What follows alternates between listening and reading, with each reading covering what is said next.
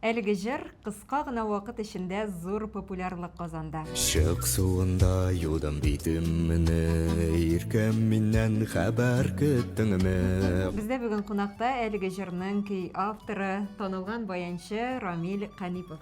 Хәерле көн, хош килдегез. Хәерле көннәр, рәхмәт. Без инде әлбәттә менә шушы җыр хакында сөйләшербез. Ничек язылды ул? Ничек менә шулай популяр булып китте? Язуын бик күптән яздым инде. Һәм шулай ятты да, баянда сирәк аны уйнаган идем. Һәм дә бу арада ясалма фәһем белән эшләп карарга булдым. Бик күп мәгълүматлар укып, бик күп видеолар карап, өйрәнеп, ясалма фәһемнең программаларын шулай итеп үз тавышымны яздырып, шулай ки булып чыкты. Менә бу ясалма фәһемдә бу сезнең тавыш, ләкин инде бераз гына эшкәртелгән. Үзгәртелгән. Менә игътибар иттем, социаль челтәрләрдә бу җырны инде башка башкаручылар да күренгәли. Моңа карашыгыз ничегрәк? Хуплыйсызмы, әллә инде язгалыйсыздамы тәнкыйтьсезләрен белдереп? Шундый популяр булгач, мин шаккаттым. Аны инде социаль челтәрләргә куйгач, дустым Назым историяларны урнаштырды һәм шуннан арый башладылар. Меңләгән караучылар булды. Мин шаккаттым, неужели шулай бу җыр ошый дип. Анарсын просмотрлар 100 меңгә җилде, көннән-көн күбәя.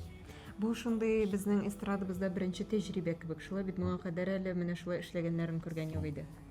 Шулай булыр дип уйламаган идем. Мин ясап кына арарга дигән идем һәм халык фикерен белергә генә идем. Халыкка ничек ошыймы, ошамыймы. Бигрәк тә инде кызлар матур видеолар астына да менә шушы җырны урнаштыралар. Менә шушы мизгелдә билгеле күңелдә горурлык хисләре бардыр, әйме? Шатлык кына.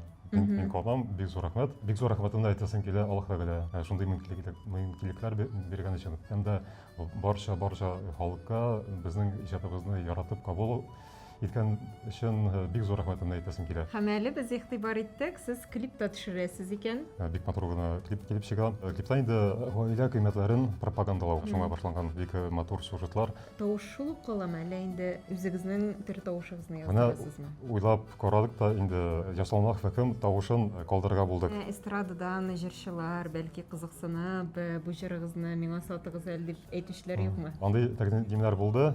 Кемнәрдән? Аларны әйтеп тормыйм, ләкин инде җырны сатасым килми, үзем җырлыйсым килә.